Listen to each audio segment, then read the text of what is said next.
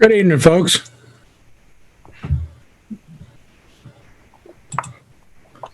Good evening. This is Mitch. How are you?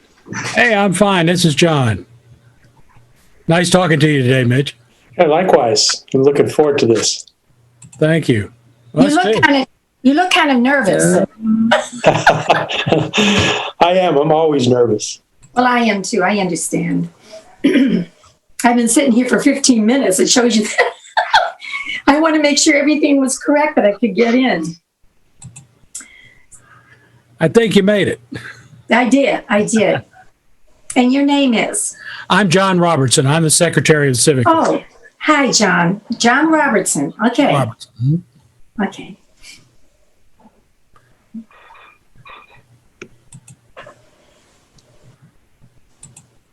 There we go. Oh my goodness, someone's in the beach. Hey, John, I'm going to real quick share my screen and just make sure everything's going okay. You should be able to with no problem.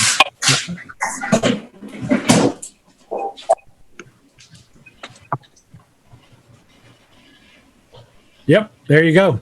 All righty. Now I'm going to unshare it here.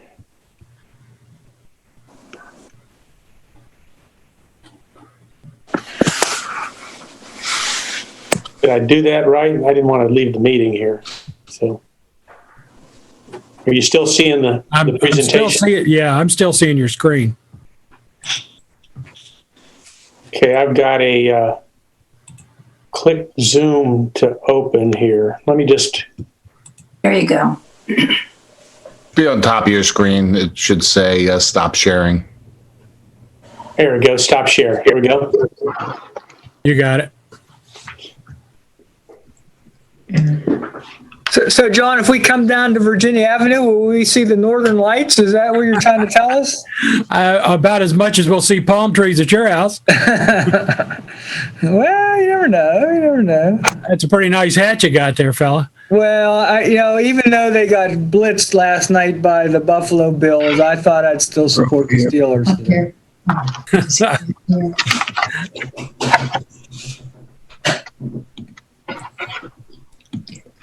Mr. President, I would like to tell you that we currently have a quorum and expect to continue that. Stewart. It's like we got a pretty good push for everyone to join us tonight. I think so. Happy to see it. Okay. My recommendation would be to hold the election first and in case anybody has to leave us. So, David, is that the Naval Academy behind you? That is Bancroft Hall that you see.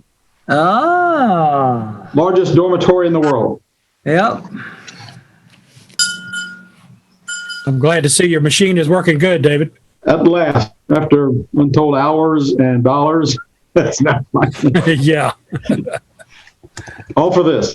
It looks good. Thank you. I could do the Northern Lights too, Yeah. But I'll send you my roller coaster one that made Laura sick.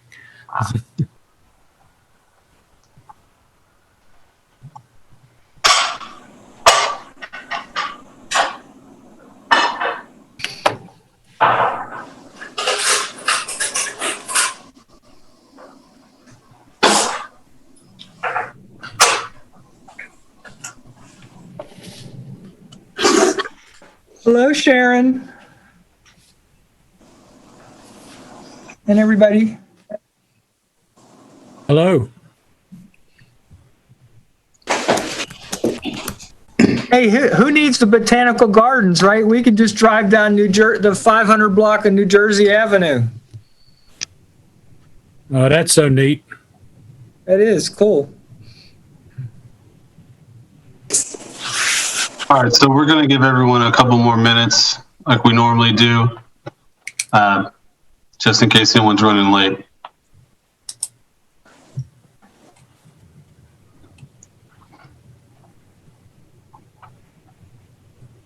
In that time, while we're waiting, I'd like to note that City Councilwoman Courtney Doyle has joined us for tonight. So if you have any questions, maybe think about those, and later on in the meeting, we'll call on her. Thank you for joining us, Courtney. Sure, and I apologize. My video is just not working, and I'm not sure why, but I am here and I can see and listen, so I apologize for the video issue. Courtney, you're just in your PJs and you don't want to see it. Eating the Cheetos. Yeah, so Dave, you gave me away. I think I'm going to have to reboot my computer, and it's not worth the time. I don't want to miss the meeting. That's big talk, Dave, for a guy with no pants. Now I'm thinking about Cheetos. Yeah.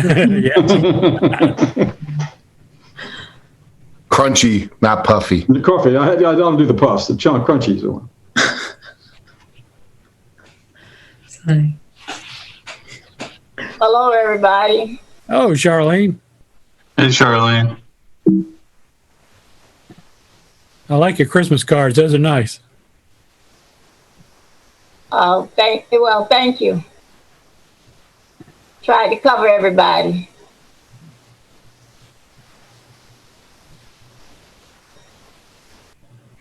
Hi, everybody. Hey, Dropping Beth. in. Hello.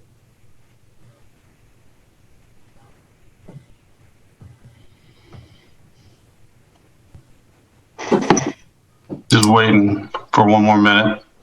We're going to get started soon. Thank you for your patience. Hey, Rodney, how about some Christmas songs on your trombone? What do you think? While we're waiting?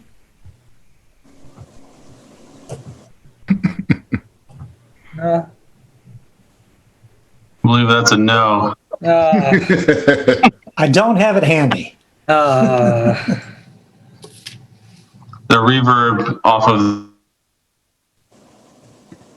the other speakers would be pretty bad too. All right, everybody, I'd like to welcome you to our December Civic League meeting. Thank you all for joining us. We usually start off with our community resource officer, but we don't have him here tonight. So we will move forward with our election. Mr. Spriggs, would you like to kick that off? Oh, okay. Unprepared. But it should be fairly easy. We have a vacancy for vice president due to the resignation of Jay Sherling. Ms. Laura Burns has thrown her hat in the ring, and we are here tonight to hopefully elect her to fill the vacancy till the end of the term. And if you can, without further ado, all in favor, raise your hands so we can see them, or key your thumb thing. Okay, Mr. President, who's doing the counting there? Secretary of Counting? I don't see any. Okay, I think we probably have. I think we've got a majority. There couldn't be any more opposed than I see hands up for. I think we have acclamation here, Mr. Spriggs. We should have called for that motion ahead of time. I didn't think about it. Congratulations, Ms. Burns. You are now Vice President of the Civic League. Thank you. I'm excited. I send the floor back to the President. All right, thank you. I just had to use you since you're the master of ceremony here. Really? Yeah. How'd that happen? All right, next I'd like to welcome and thank Mitch Swecker. He's a Colonial Place resident and a Norfolk Master Gardener. He's going to be our presenter for the evening. Thank you for joining us, Mitch. Glad to be here.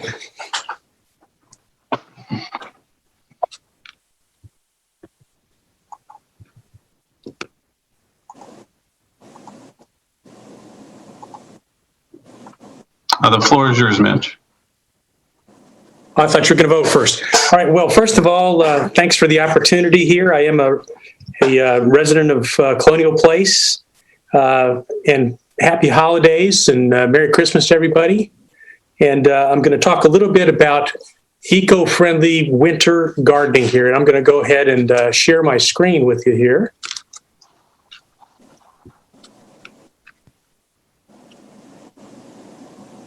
And bring up my presentation.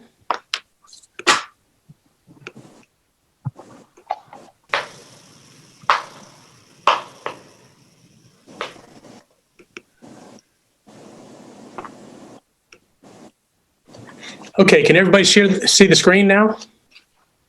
No, sir. Not yet. Okay, how about now? Yes, sir. Yep. You got it. Okay.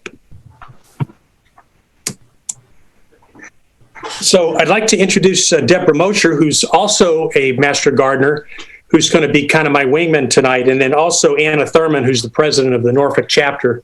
I think I saw her on just a little while ago.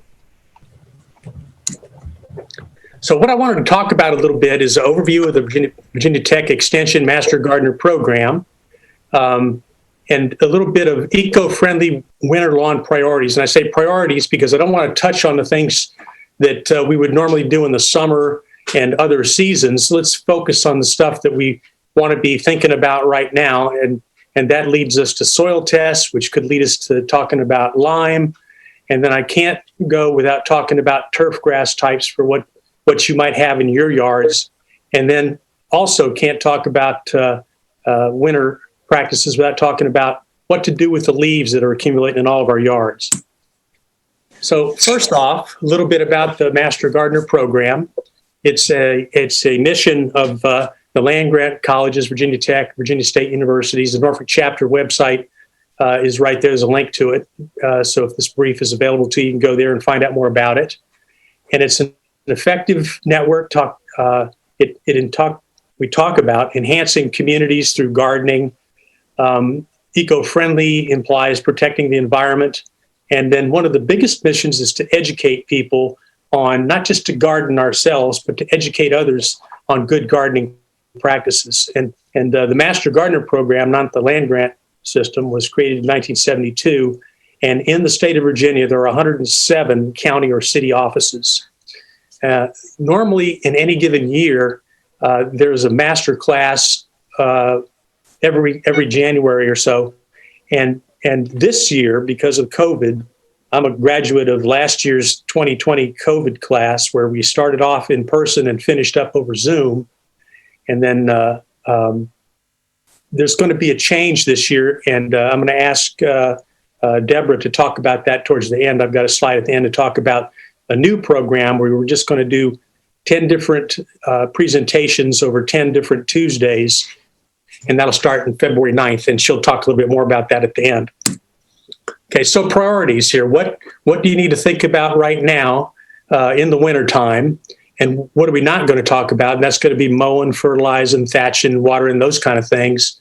And one of the things that we'll talk about is getting your soil tested and really know what type of grass you have now and what do you need and how do you deal with what you have. And then fallen leaves, do you mulch them? Do you compost them? What are you going to do with them? You see in the center there, a mulch volcano. Talk about maybe not leaving room for your shrubs to breathe, and then keeping leaves and clippings out of the street. And there's some good reasons for that too. And then this is a great time to get your lawnmower ready for the spring when mowing season starts again. Okay, so first steps, test your soil. It's going to be the one thing that helps you to determine your needs for your particular lawn. And do you know what type of turf grass you have? Do you have a cool season grass? Is it green right now, or a warm season grass and it's turned brown or not as pretty as you'd like it to be for this time of year? And then all those you have to take into consideration your property site. You have a sunny or a shady yard. A lot of trees, a lot of Colonial Place and Riverview have a lot of trees. Is it sloped? Are you sloped where you get runoff or erosion potential down into the water itself? And then soil and your flooding. Are you in a waterfront location where you really have to be concerned about flooding, and maybe you're not as close to the water as and you're still getting the flooding? And then what kind of traffic do you get on your yards? You have children or pets that are putting impacts on your grass, and that determines the type of grass that would be best suited for your particular lawn. So why test your soil? It's a great way to make informed decisions on your nutrient management. It's really taking the guesswork out. And then you determine your pH. And a soil test is the best and only way you can determine phosphorus, potassium, calcium, magnesium things. And you get it. There's a link right there, soiltest.bt.edu, and it'll give you a lot of details here. And at the end of this, if there's time, I'll walk through a soil test kit, And I'll tell you now that if you're interested and you want to chat or email that you're interested in getting a soil test, I've talked to the Master Gardener folks here, and we can actually get some samples and we can make arrangements for you to pick them up at our house, or we can, if you're close by, we can actually deliver them to you. So if you're interested in getting a soil test done, we can make those kits available to you, courtesy of the Virginia Extension. There's a $10 fee, a little bit additional if you want to get your organic matter tested, but it's a great idea, and I'd say it's worth it. Okay, so when we talk about soil tests, one of the things it's going to test for is pH. And pH, of course, is alkaline versus acid, with 7 being neutral. And you can see on the scale here where different things line up in that scale. So low pH is more acid, high pH. Obviously, if you're a scientist, you're well aware of this. If you're not, then this might be information to you here. But higher pH is more alkaline. The other things it'll tell you is the nutrients in your soil, both macro and micro. The macro are more prevalent, and just small trace elements are the micro elements. And this is what your test results look like. If you get a test sent back, this is what you'll get back. And I don't know if you can see my cursor arrow here. Whoops. But you got your pH down here, all your mineral elements here. And this is the intent of this particular one, is to establish a new lawn, and it'll give you recommendations on what type of fertilizer and lime or other elements that you need to apply to it. So this is some typical pH ranges for turf grasses that are fairly common to this area. St. Augustine, fairly alkaline tolerant grasses, all the way down to centipede, which is a more acid-loving. And we'll talk a little bit more about those in just a moment. And then if you're going to lime, there's several different ways you can do it. If you're using pelletized lime, the book asks you to till it in to the depth of about 6 inches. Now, most of you don't want to do that to your yards, so you're going to use either ground or powder. And the picture that you see here is a powder, and I can tell you it's a fairly messy process. We moved here from Oregon. We had a little bit of agricultural land, and we limed 2 acres, or actually about 2 acres, and it was about 1 ton to 2 tons per acre there, and it puts up quite a cloud. It won't be so bad here if you're putting it with a broadcaster like he's using, but it does make quite a bit of a powdery mess. So we're fortunate we live here in Virginia, and Norfolk is in the southeast corner, and fairly moderate temperatures, so we can take some of those warm season grasses that some of the other parts can't. So if I were looking at warm season choices, I'd think about these 4. These are the ones that are most common, and there's some variations of these to accommodate different types of weather and environment. But this is the 4 primary warm season ones that we have. Then if you're talking cool season choices where you want it to be green in the winter, then the Extension Office recommends fescue. You can also use Kentucky bluegrass or perennial ryegrass, and you can see pictures of what they look like there. There are some advantages and disadvantages of these, but for our particular climate here in Southeast Virginia, this is probably the best, the tall fescue. Kentucky takes a little bit longer to propagate, and ryegrass a little bit shorter time, but it doesn't deal with traffic very well. So if you've got kids or dogs or anything else, probably not your best choice. And then if you want the best of both worlds, you can have your lawn, and you can also have ground cover, and you can, if you don't have at least 3 hours of sunlight, this is probably what you want to do anyway. And that's to have kind of a native ground cover for your yard. And if you want to reduce the size of your lawn, so you're using less water and more natural environment, native ecology things, then this is something to consider. And native ground cover, it does provide you more pollinator cover and more pollinator food.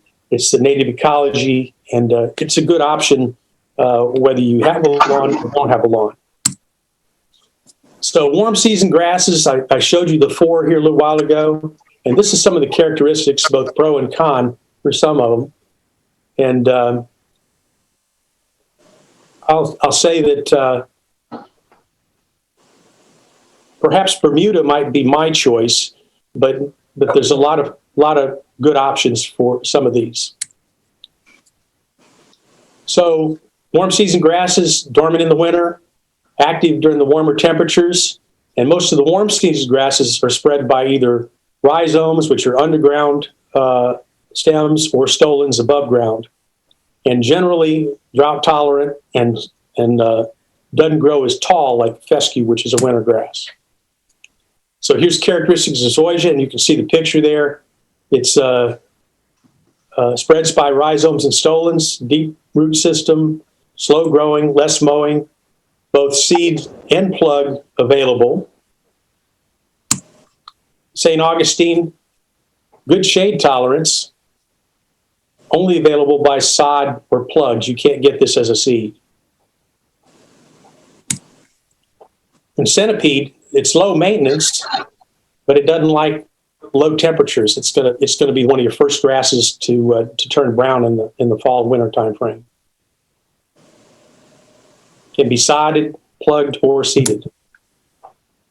Bermuda grass, drought and heat tolerant, recovers from wear, salt tolerance, which is great for this area, and fewer insect and disease problems. And then cool season turf grasses, like I said, Virginia Tech recommends the fescue. Now this is a picture, if you've got a summer grass like zoysia, this is what's going to happen to it in the fall. And then the example next to it is a summer grass, Bermuda, overseeded with rye.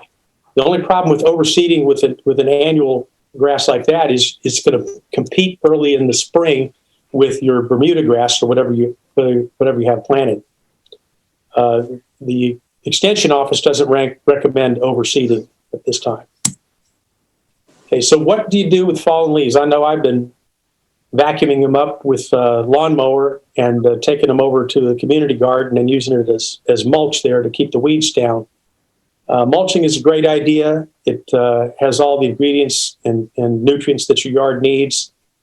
And I have room for a compost spot. Not everybody else does.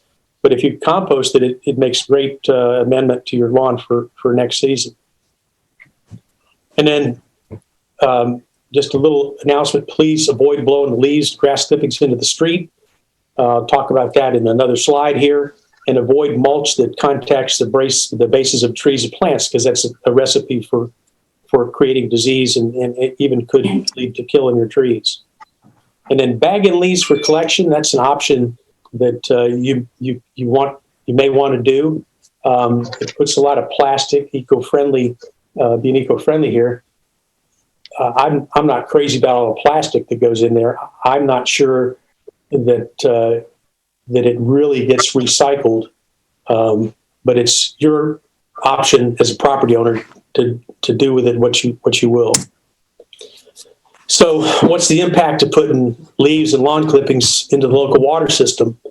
If you want to be eco-friendly, it's going to increase nitrogen and phosphorus, are two of the biggest polluters, and cause algae blooms and bacterial growth in the water, which in turn can reduce oxygen and has a negative impact on fish life, and pesticides and herbicides, the same thing, a negative impact on the water life there once they get into the cycle. So anything you put into the street has a potential of going into the storm drains and then into the water system itself. And then with our storms that we have in the fall and the hurricane season, any leaves that get caught up in the storm system are going to create flooding problems, especially during major storms. So just to review,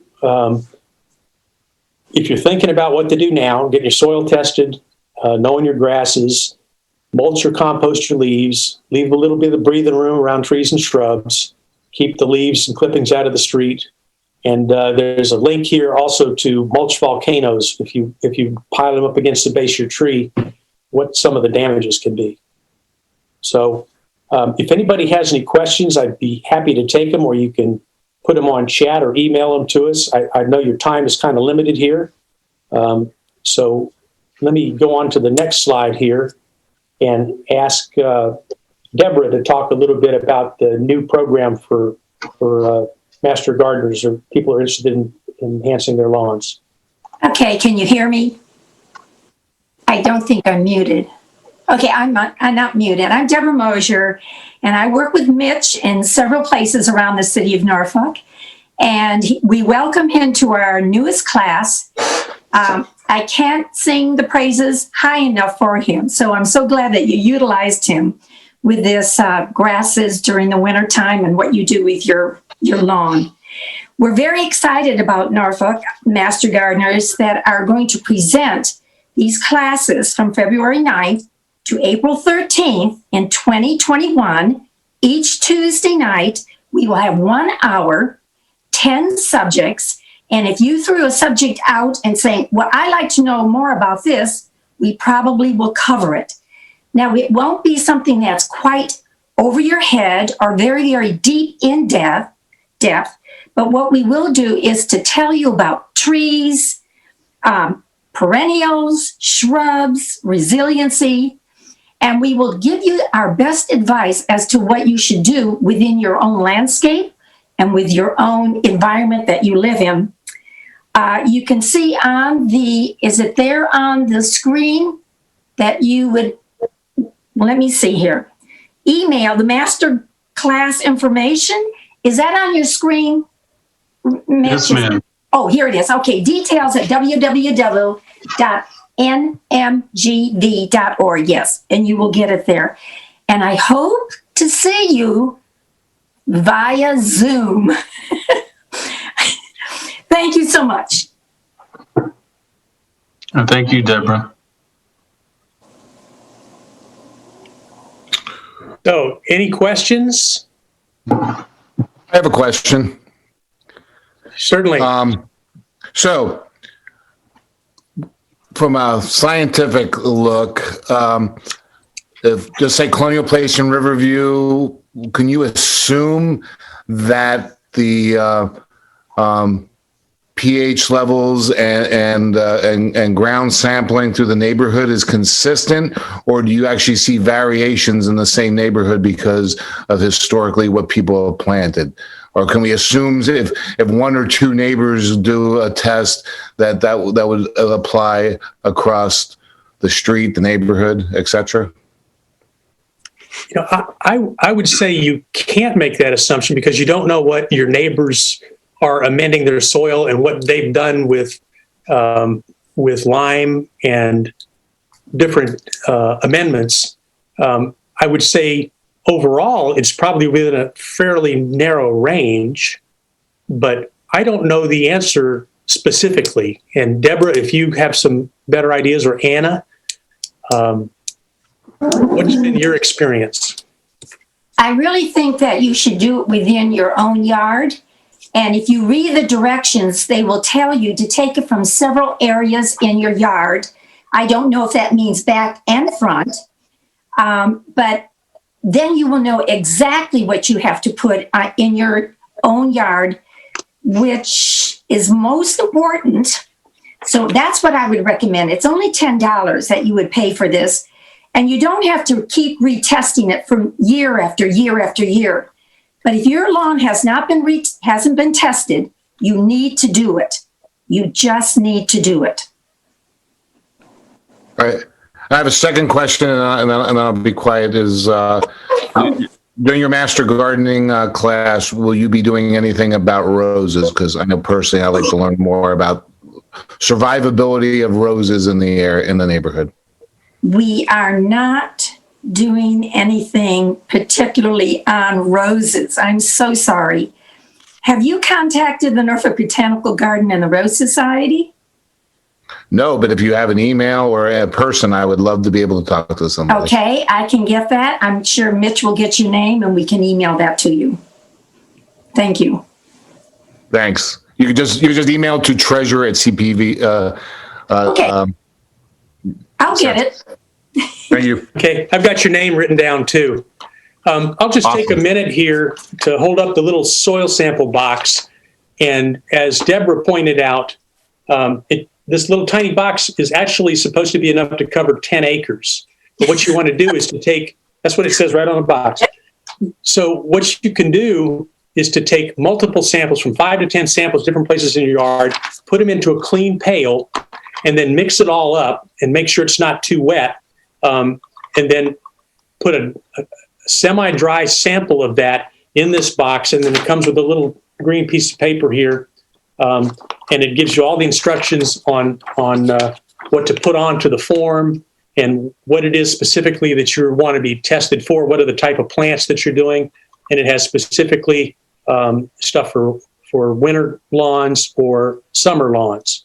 And then additionally, it talks about different fruits, shrubs, trees, vegetable gardens, flower gardens, and specifically there's a section for roses. So you can, it'll give you recommendations on how to treat roses. Roses are different. Okay, and it's $10. And like I said, I'll arrange, if anybody's interested, I'll arrange to get some soil samples here in the neighborhood, and you don't have to go all the way to the extension office and pick them up. We'll have them available here if anybody's interested.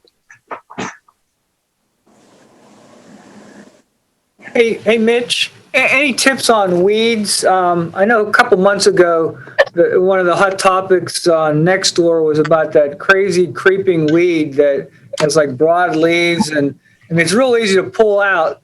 But, you know, I don't want to put, especially I live close to water, and I don't want to put chemicals on. Any other than just getting down there and pulling every one of those darn things out? Any tips on that? Well, first of all, I'm not an expert on the weeds either. I think if my lawn is green, no matter what's making it green, I'm a happy. Turn yellow though. That's the problem. Yeah. They turn yellow. So this is kind of a tough time of year to do either active chemical intervention, because if you leave a bare spot, any other weeds, you kill one and it'll create an opportunity for another. Mm-hmm. So you can't really replace it with an additional thing. You might want to just consider putting down some mulch over that spot. Pull it manually and put down some mulch over that spot until the spring, when you can get either some sod or grass seed to cover it. And I'm not a big chemical person, but there are some pre-emergent and post-emergent chemical options here. I just am not familiar enough with them to talk about them and make recommendations to you. Great. Hey, just one other follow-up too, Mitch. You mentioned about, and maybe other folks on here might know, you mentioned about putting your leaves in clear plastic bags. And I always wondered if that is actually a myth, that those bags go in a special pile at the dump, or do they all go in together with that plastic? Is there a difference between just dumping them in your trash can versus leaving them separately on the curb? I was trying to get Fleeta Jackson to answer that question, and I don't think she ever came up with an answer on that either. But does anybody, if you don't know, does anybody else knows? We could assign Courtney to that job too. I don't know. Figure out. I don't know for certain. I'd like to think that if we go to the trouble of putting them in clear plastic bags, that they recycle them. Yeah. I don't know for certainty that that's the case. I assume that that's the purpose of putting them in a clear plastic bag and not having any other contaminants in with them. Mm-hmm. So I suggest you call up Waste Management. Get the real scope from the person who would know, and tell them that you do really want to know.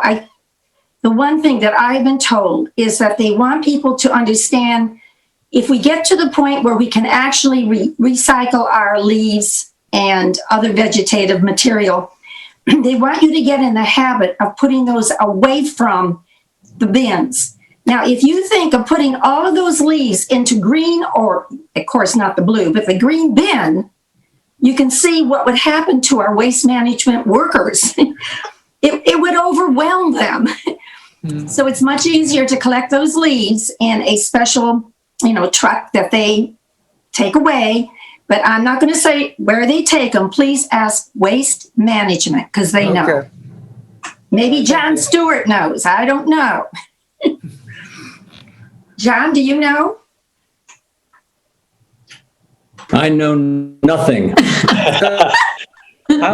I'll take it as a task to call Waste Management and then get it back to the Colonial Place Riverview organization here and just let you know what they tell me.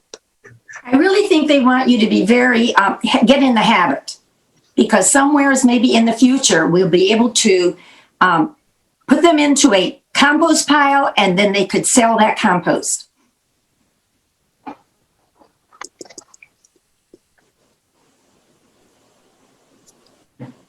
Are there any more questions for Mitch or Deborah?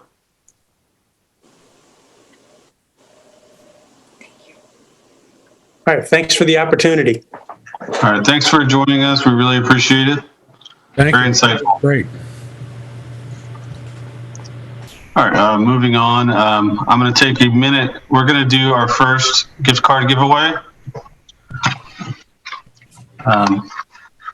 We are going to be using a random name generator, which I will share right now.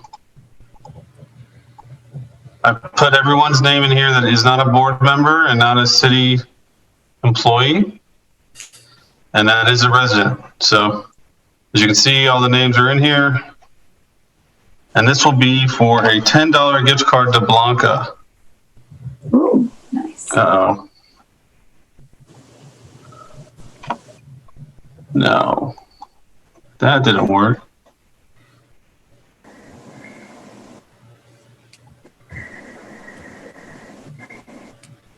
It worked before. All right, here we go.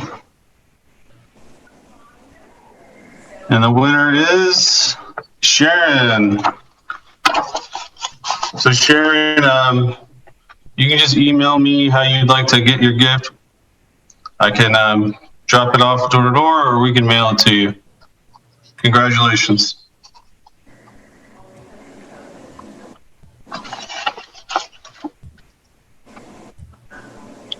All right, we'll do the other two Blanca gift cards real quick, and then we'll move on and come back to the last two at the very end.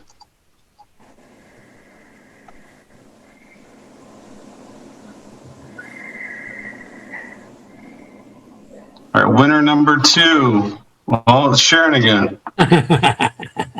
Maybe I should take her out of the list.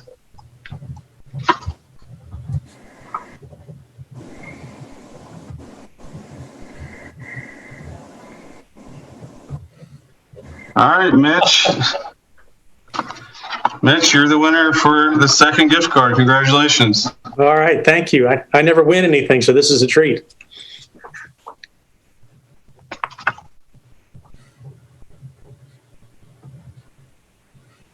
All right, and the third winner of a Blanca $10 gift card is Robert L. Congratulations, Robert. If you just want to, you can put your addresses in the chat and we'll write those down and make sure these get to you guys.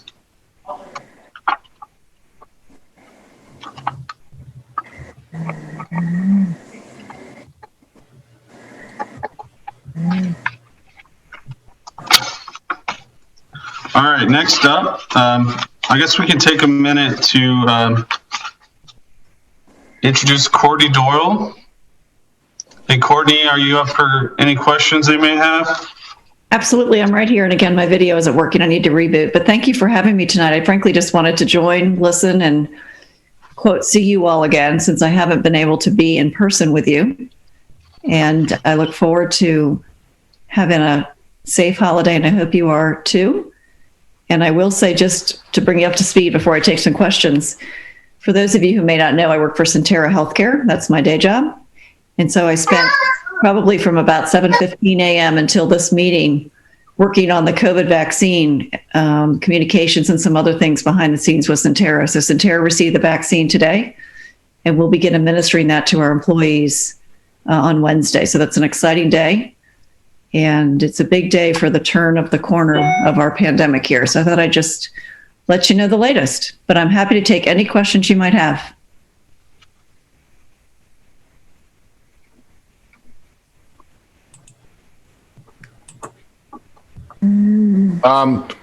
This is Dave Wolf. So, is there any, because of COVID and not having a lot of visibility, is there anything in these, any projects or anything with the city for planning purposes that's going to affect Colonial Place or Riverview that we should be aware of? Well, you're certainly aware, I'm sure, Dave and everybody else, about the Granby Street Bridge project, right? Because you probably travel that every day. And I'd like to get some feedback about how that traffic flow is working when we have to shut down some lanes. But in terms of planning, everything's been moving forward, Dave, with video meetings, with planning, and with city and ARB. So there's really been no slowdown, for one. And no, I'm not aware of anything in particular for Colonial Place. I do drive by the Stewart School and see the project, the progress that Monument's making. I'd be interested in hearing what your feedback is on that. But Dave, to your question, I'm not hearing of anything in particular for Colonial Place or Riverview. Appreciate that. It's a good question, though. Thank you. Let me ask you this. Granby Street Bridge rehab project. Any thoughts, questions, concerns? Look forward to when it's done and there's a bike path. Yeah, no, I hear you there. Thank you. That's good feedback. One of the feedbacks that I would offer is that I've been startled at how little congestion there's been as a result of the construction. It's really been handled very nicely from my perspective. Okay, that's good to hear. Thank you. The one concern I know from the business association, and they've had it for years, is speed through there. Yeah. I've noticed it hasn't really changed much, even with the construction. People are still zipping through that stretch. Yeah. I'll talk to transit about that, because I wonder if at some point we're going to reduce the speed limit because of it being a construction zone. And let me ask if they have not already done that, or if they're planning on doing that. The one thing I noticed was it seemed like once people kind of got through it, they're obviously going to step on it a little bit. Yeah. Especially in the morning or afternoon when they're running late. Okay. All right. Actually, overall speed around and through the neighborhood has been very high. I was hoping our officer would be here today, but certainly within Colonial Place and Riverview, I think stop signs are optional, and speed with a lot of people walking has been excessive. And I don't know if anything specifically could be done about it other than more police presence, or maybe the police doing a random, actually catching somebody and scaring them a little bit. But there's been a couple instances I've seen while riding my bike through the neighborhood where children have almost been hit because drivers are going through stop signs or on their phones. So that is certainly something that we should be aware of. Okay. Thank you, Dave. That's good. Unfortunately, sadly, it's a nationwide issue through this pandemic where speeding, whether on highways or neighborhoods, has been incredibly excessive. It's been ridiculous. And we have seen that phenomena here in Norfolk throughout the city. But Dave, I'm still going to raise that point with your officer so that we can see if we can get some spot checking, which would be helpful. Thank you. Sure. Good point.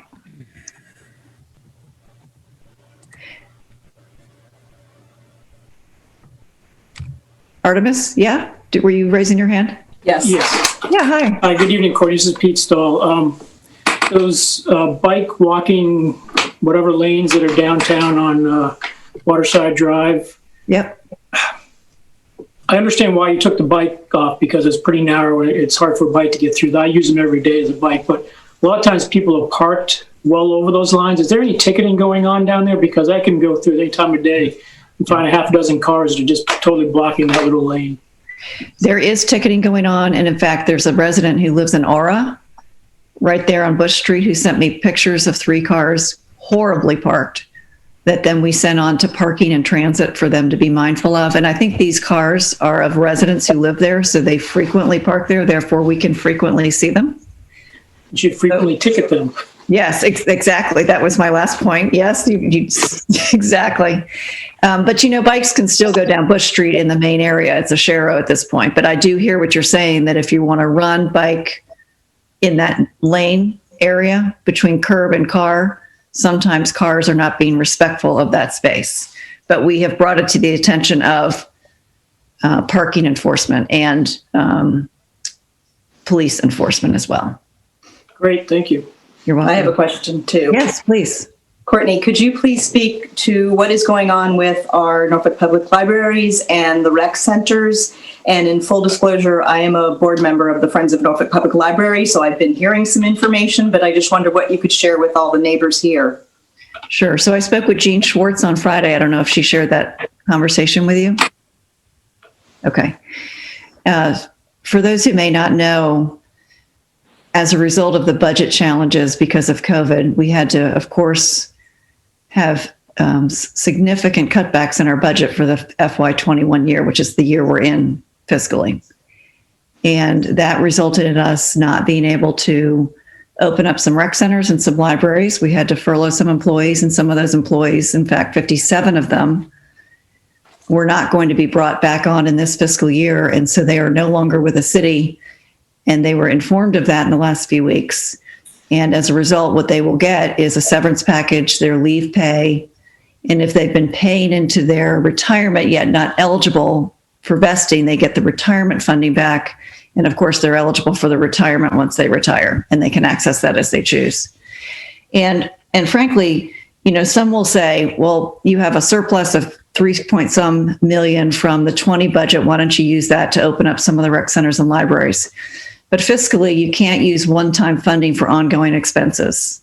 So that's not really an option for us to use part of that 3 million and open up a few branch libraries or a few rec centers, because what you're doing is asking employees to come back who then later we can't afford to keep on the books. The other thing I would say is that both Daryl Crittenden, who oversees Parks and Rec, and Sonal have good operational plans that when we open these facilities up again, should that be in sometime in the near future, hopefully, but it's the if and the when. You let me know. They do have operational plans that they can manage those locations with the staff that we have. The other thing that we did with the employees that are no longer with the city is that they become priority employees should positions become available that they're qualified for back in the city.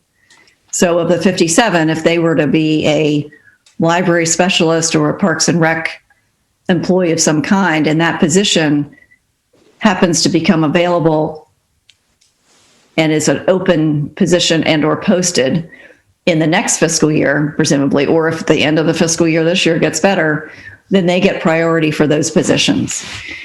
And the one thing we did too is that we partnered each one of those employees with an ambassador, basically coming out of human resources, so that they would have somebody in the city that they could talk to and walk through this journey together, so that they didn't feel like they were just being told they're no longer with the city and here you go and thank you very much. But very much know what we stressed to Chip, our city manager, is that we really wanted to make sure these employees were hand in hand walk through this process. And I know that the rec centers and the libraries are huge assets for our communities. I completely appreciate it. But we do have this fiscal issue that we need to address. And we certainly hope to fiscal year, but I will say this, with the recent surge of COVID and with the vaccine obviously not being able to permeate our communities too broadly until spring, summer, it's going to be tough to predict when we'll have the revenue coming in to open either some more branch libraries or rec centers. Now, know that some of the libraries now, and you know this, I'm sure, we're doing the grab and goes, which I think are very successful. And I've seen the numbers. They've been very well utilized. And so we need to keep that up.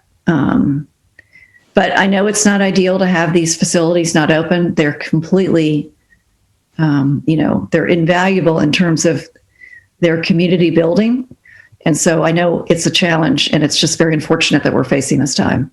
But, certainly know, I talked to Jean Schwartz on Friday. I talked to the chairman of the Recreation Parks and Open Space Commission yesterday. I spoke with Chip Filer about it last week. It's a very common conversation I'm having. And, but I appreciate your question. Thank you. Thank you.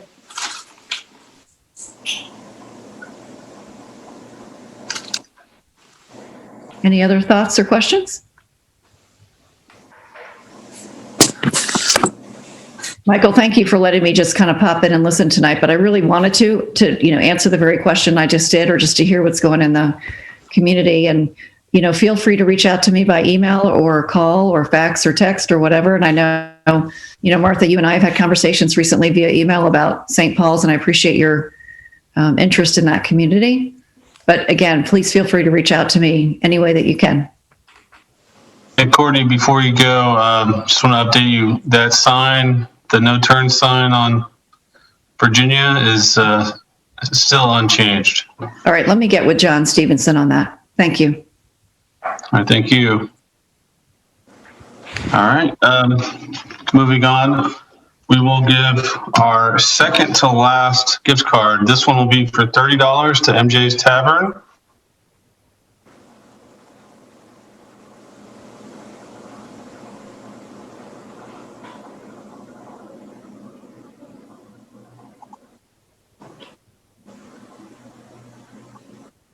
And the winner is Charlene. Congratulations, Charlene.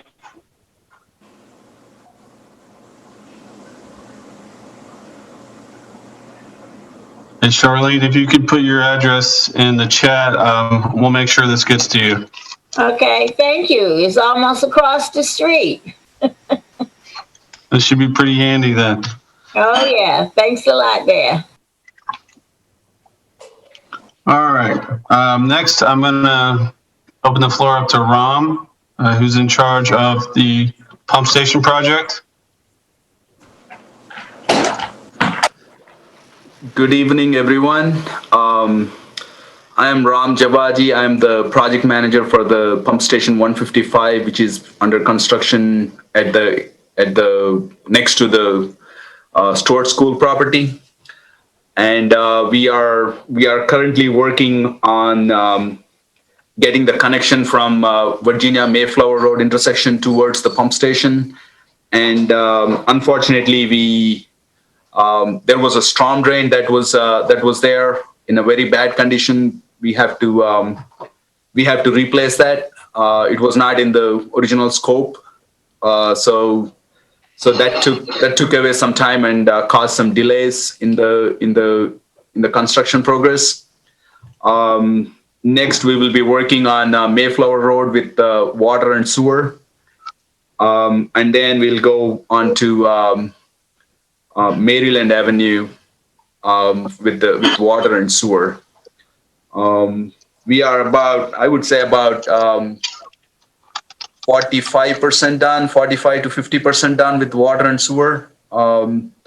Virginia and Mayflower are almost complete with water, and we need to put sewer in Mayflower Road from Virginia to Maryland, and after that we'll go into Maryland Avenue to finish up the water and sewer to all the way to Colonial Avenue. I know David asked a question about future projects at Phase 2. There is on Colonial Place. There is a Phase 2 project that is extension of Phase 1, which is under construction now. It goes along Colonial Avenue and towards the north of the neighborhood, towards that the circle area. I don't have access to the maps right now, but maps or plans right now for Phase 2. But there is a Phase 2 that is coming up once Phase 1 construction is complete. It is under design right now. And last week, I received an email from Amy Poulter from Maryland Avenue.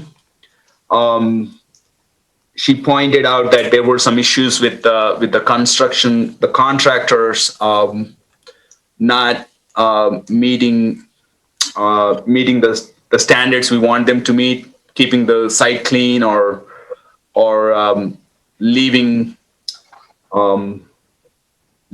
access to the residents along Maryland Avenue. So we made sure we took that to the contractor and made sure that this will not happen again.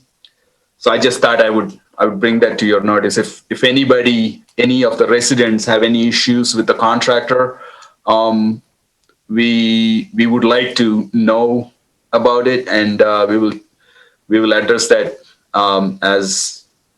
and make sure that we don't have any issues with the contractor. I think that's all I have for updates. If anybody have any questions, I'll try to answer.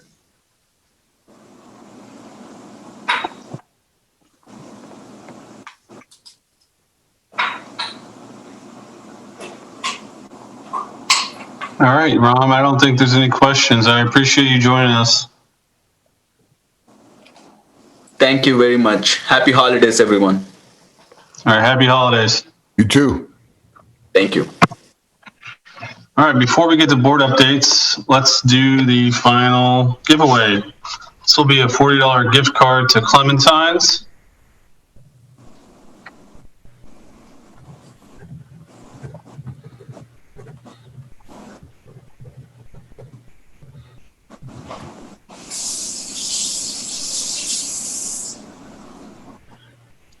Rosanna, congratulations. You are the winner.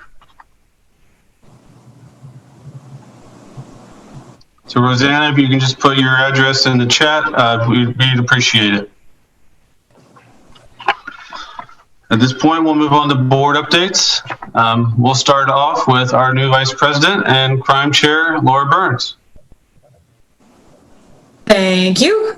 Just a reminder, this time of year tends to be a good time for people to break into your vehicles. If you're planning on going out of town, you want to be aware of that as well. So keep anything out of sight in your car. Keep it locked. If you're able to keep it in a well-lit area, that would be great. If you're going out of town, try to make it look like you are home. Have folks, have your neighbors kind of check in on things for you. And then if you're getting any packages delivered, that's been a big thing so far. Please either make sure that you're home to retrieve them, have your neighbor grab them for you if they're at home. Porch pirates are definitely out and looking for stuff. And I know that a ton of people are getting stuff delivered because they're trying to avoid going to stores. So just keep an eye out for each other. And as always, if you see any incident or are a part of anything, please report it. If you have any questions, you can let me know. Stay safe. All right, thank you. I'm just realizing that Rosanna dropped off of the meeting. So we're going to think about how we're going to deal with that. And we'll keep moving forward. Next month, our speaker will be joined by Eggleston. They're going to give us an update on what they're doing during the quarantine and just give an update on what they're doing. In February, we'll be joined by Colonial Place resident Ramin Fadahay. He is running for Commonwealth's attorney. We'll also be joined by his opponent, Megan Swyson. So please join us for both of those meetings. Next up, John. Yeah. If you haven't seen our newsletter, we'd like to know about it, for one thing. And the second thing is that in that are the minutes from last month. And I'm sure the chair will entertain a motion to adopt the minutes from last month. So moved. I second it. Good. All right, all in favor? All opposed? Motion passes. And Mr. President, as far as membership is concerned, we have 154 members currently. And we will, obviously, memberships are due or expire rather at the end of this year, December 31st, and need to be renewed for the coming year. So if you haven't done that, please do. And we will make sure that you get the appropriate credit for next year if you sign up within the December timeframe. That's all I have, Mr. President. All right, thank you. I will take this moment to hear the board's opinion on what we should do about Rosanna's win, since she's no longer on the chat. I say give the opportunity to somebody that's here for the time of the actual drawing. Agreed. All right. So with that in mind, I will run it again. I guess if you're going to win a door prize, you have to be inside the door. Always stay for the entire meeting.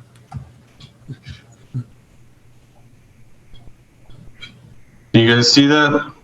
Yep. You're going around. And the winner is. All right. Breck. Oh, Breck. You still here, Breck? I'm here. Hooray. All right, Breck. Just drop your address in the chat. Congratulations, and I hope you enjoy that dinner. Thanks so much. And we'll be happy for your Riverview friends. We'll be happy to share it with you. Stranger. Well, I won't go far in that case. All right, at this point, I'll give the floor to our treasurer, Mr. Wolf. So, good evening, everyone. So this month, $674.86 of revenue, primarily with newsletter advertising. Expenses, $1,476. The bulk of that was 2 newsletters worth of printing services and the payment of our annual liability insurance for the Civic League managed areas like the garden, and the Mermaid. With that, and our checking account balance and our certificate of deposit, total assets, monetary assets of the Civic League are $18,031.38. Unless anyone has any questions, that's all I have.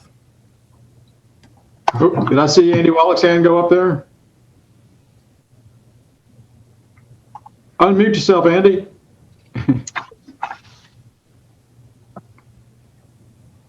No questions. Okay, thank you, everyone. All right, thank you. Hold on, I'm just writing Breck's address down.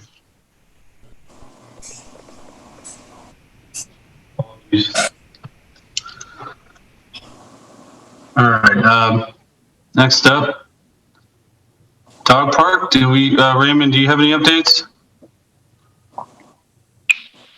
None currently. All right, thank you.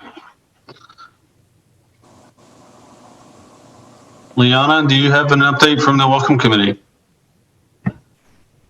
No updates. We're pretty much caught up right now. I think I have 5 more at the moment I need to do, but that's it. All right, awesome. Puya, do you have an update from Community Improvement? Nothing new on our end to report. I do know that I believe John Stewart is on the call. I can't see the little hairs. It's hard to see, but I know he's working with a graduate student from Old Dominion in pursuit of some sort of grant that may enhance our neighborhood. So I'm excited to see what comes of that, but nothing concrete that I'm aware of as of right now. All right. Thank you, Puya. Artemis Social Committee. Okay, I just want to bring everyone's attention to the thankful trees that we put up in November, right before Thanksgiving. So what they are 2 locations, one in Riverview and one in Colonial Place, where you can go and leave a note of something that you're thankful for. Delaware Circle is the CP location, and 41st and Columbus is the Riverview location. And at each site, there is a box containing pen, a note card, and a clip to put it onto the tree. There's like twine strung across. It'll be up through the end of the year, and we invite you to go stop by and leave a note. If you do stop by, I try to get there a couple of times a week to refill the box and add more supplies. If you notice that the container is empty, just email me and let me know. And the email address is events@cprv.org or .net. And I will go and take care of it if it's empty. Also, we're doing a diaper drive to benefit the Greater Hampton Roads Diaper Bank. That runs through the 29th of this month. You can drop off diapers at 2 businesses, MJ's Tavern and Kreska's Real Estate, and 2 residences, 243 East 40th Street and 4313 Colonial Avenue. And what is being accepted is new boxes of new diapers and open boxes. They will take individual diapers. So what they do at the diaper bank is they bundle them in packets of 25.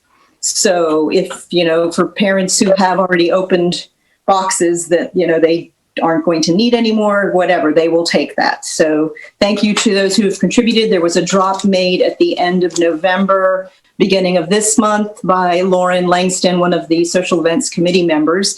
And I know they were thrilled through her email to me. They were thrilled to receive the diapers, and she'll be putting that information out on the Facebook page and on Nextdoor, so you all can keep up to speed with that. The only other thing we have is right now we are in the middle of a scavenger hunt, and let me introduce you. I have show and tell. This is Granby the Snow Pal, and we have hidden 12 of these around the neighborhoods, Colonial Place and Riverview, and they are in all public areas. There are none on private property. 7 have already been found, so there are 5 remaining. It runs through Sunday. And how it works is if you find, and this is open to all ages for the kids and the kid in all of us, you find the Snow Pal and take him, bring him with you.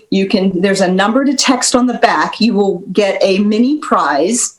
So you can contact Mary, is one of our committee members who's taken the calls. And when you call her, you can arrange to get your prize and turn the Snow Pal in. And then your name will be entered into a drawing, and you'll be eligible for gift cards to local businesses, Riverview Village businesses. And that's it for that. Does anybody have any questions on anything so far? I don't see any questions. Okay. And then the last thing I wanted to do, because this is our last meeting of the year, is I want to give a shout out to some really awesome committee members, and they're probably going to not be happy that I'm doing this, but I do want to mention Leanna Crocker, Lauren Langston, Krista Gallagher, Mary Batterson Stewart, and Nicole Hollinger. These wonderful women have brought you some terrific events. In spite of COVID, there have been many things that have been going on, and I just personally want to thank them publicly for everything that they've done for the committee and for the neighborhood. That's it. That's all I have. Thank you all. All right, thank you, Artemis. I can also say that Herb at the Diaper Bank was very excited about the collection. I was there. He was shocked. It was our second drop-off that we've done. And he can't believe how well we've done on our own. So I want to thank everyone for what they've done, the social committee for putting that together, and everyone for donating. At this moment, we'll open the floor up to any... Oh, I'm sorry, Mr. Spriggs. I didn't give you the floor yet. Well, typically I don't have anything to report, and I don't for media, but as neighborhood rep for Riverview, people might have noticed that there's a for sale sign went up at the old Roper home. So apparently they sorted out the ownership issue and put it up there. And sadly, I noticed today that it got tagged. I don't know, spray painted over. So hope somebody cleans the sign up so it can be seen. And we'll watch what happens there and see what's coming. Hard to know. But that's it. We might want to put the door prize winners in the next newsletter to induce other folks to show up and hopefully win a prize as well. And we'll put an announcement in about membership too. I should have done it this month. I got away from me. Went to 5 pages anyway. I was stretched for space. But next month we'll put one in there, let everybody know they got to sign up again. Thank you. All right, thank you, Dave. All right, at this point, we'll now open the floor up to any questions from the residents.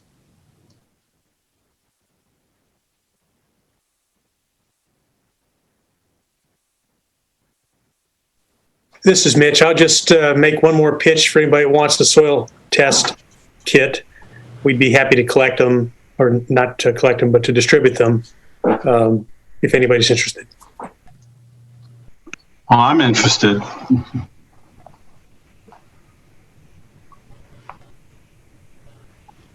I would like to note that on your screen in front of you are 3 presidents emeriti of the Civic League.